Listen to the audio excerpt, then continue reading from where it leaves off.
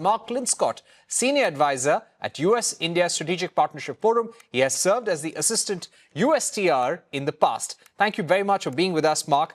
Let me begin by asking you, from your experience as a trade negotiator, is there now any likelihood of having an interim deal before the 1st of August? You literally have 2 or 3 days to go. Trade negotiations are complex. You've already done 5 rounds. The negotiators came back to India on the 19th of July. Can anything be done in the next 2 days? Well, first of all, it's great to see you, Parikshit. I certainly hope to see a deal. I'd like to see a deal. We do only have a few days, but I've stopped making predictions. I thought several weeks ago that we would have a deal between the United States and India in place. The negotiators have done the hard work. That's clear to me. We've got members of the cabinet on both sides that have been involved. Howard Lutnick, Jameson Greer on the U.S. side, and Minister Goyal on the Indian side. I think what is needed at this point in time is for the two leaders, Prime Minister Modi and President Trump, to touch base. And I think if that happened, there would be very good prospects to reach a deal this week. Right. You know, the countries like Vietnam, Indonesia, Japan, even European Union have reached a deal with the US. Does India stand to lose if we don't get a deal by the 1st of August? I think so. We are seeing the Trump trade policy in full flower now. It's a trade policy of chaos, of uncertainty, of arrogance, of aggression. And I'm quite confident that it will move forward and impose reciprocal tariffs on August 1st. I don't think we'll have broad-based extensions again. And as you noted, Howard Lutnick made that clear.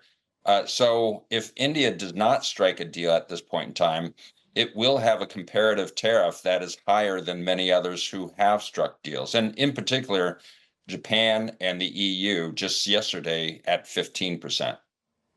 Right. What do you think is the concession that the US is looking for? We've been told by the Indian side that agriculture and dairy is not even on the table anymore.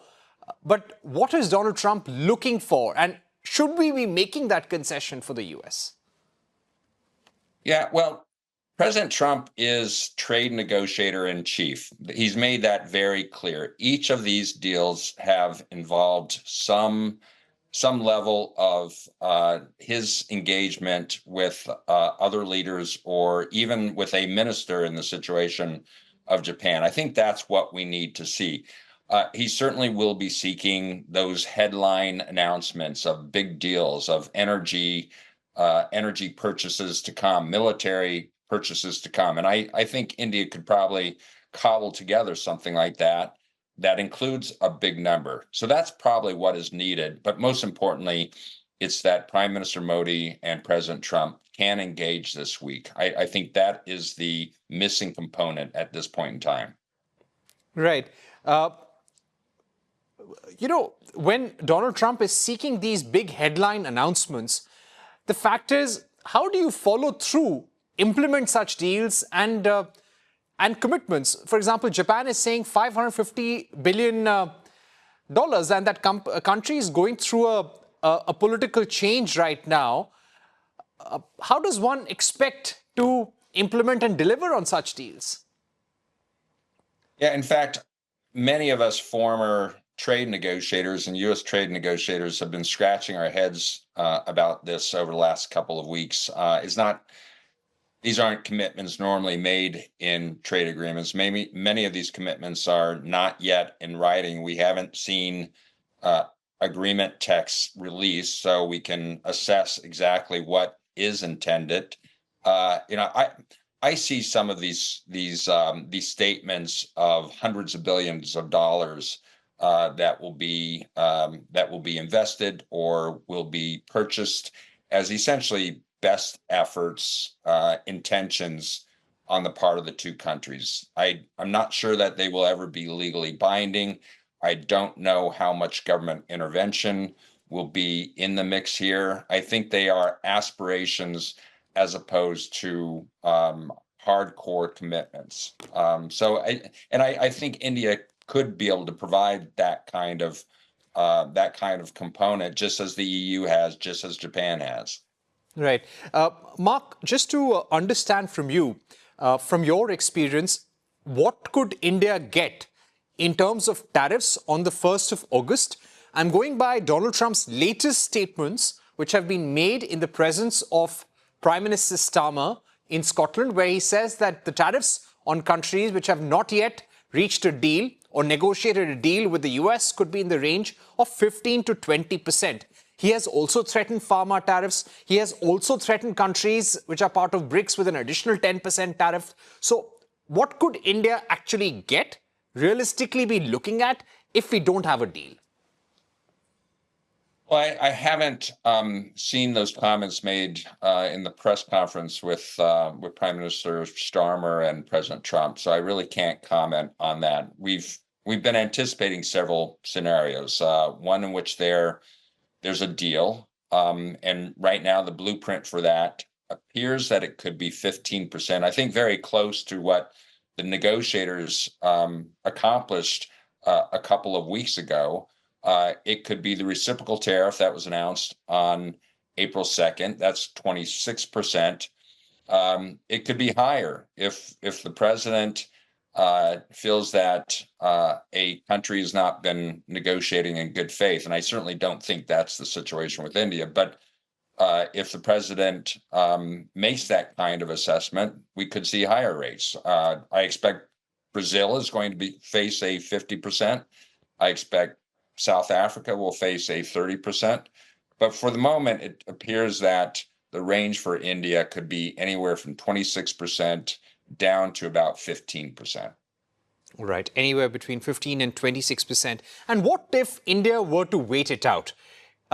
If we don't give in, and Commerce Minister Piyush Goyal has said this on 2-3 occasions, while it will be good, and I'm quoting him from a statement he made on Sunday, while it will be good if we have a trade deal by the 1st of August, we also have to look at our national interest. Now, how would you interpret this statement? And if India were to wait it out after the 1st of August, how would things pan out? How bad could it really be? Well, I think the best case scenario, at least the least worst scenario, is to strike a deal this week. That's what the president is looking for. That's the best way to avoid reciprocal tariffs. If a deal is not struck, the two sides, I think, will continue to work together in trade negotiations. The larger aspiration is for a bilateral trade agreement.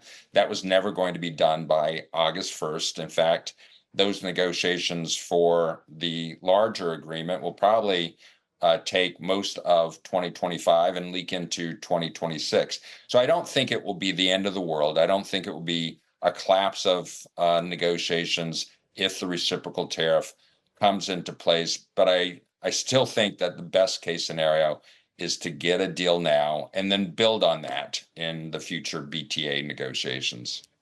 Right. And finally, when we speak about a larger headline deal with investment announcements and big ticket purchases, India is already looking at major defense and energy purchases from the US. According to you, what do you think would be some of those big announcements that Donald Trump would be looking at? Because what we also hear is that currently he doesn't think there is too much ambition in the deal. So if there were certain big numbers, big announcements from the India side, what could those possibly be and in which direction? I think certainly big numbers, as you suggest, meaning hundreds of billions of dollars. That's what he's been touting with other trading partners, yesterday with the European Union, last week with Japan. He wants numbers in that range. Energy purchases and defense purchases are central to that. Perhaps that would be sufficient with respect to India, and probably some kind of indication that there will be an effort to wean Indian purchases of oil from Russia. And that does seem to be part of the equation as well. But I'm confident that that can be done, and it would grease the wheels for an agreement this week. All right. Thank you very much for those important messages. Mark Linscott, former assistant USTR. He was there in the former Trump administration. He was part of the mini trade deal negotiations and also senior advisor at USISPF. Thank you very much, Mark, for being with us.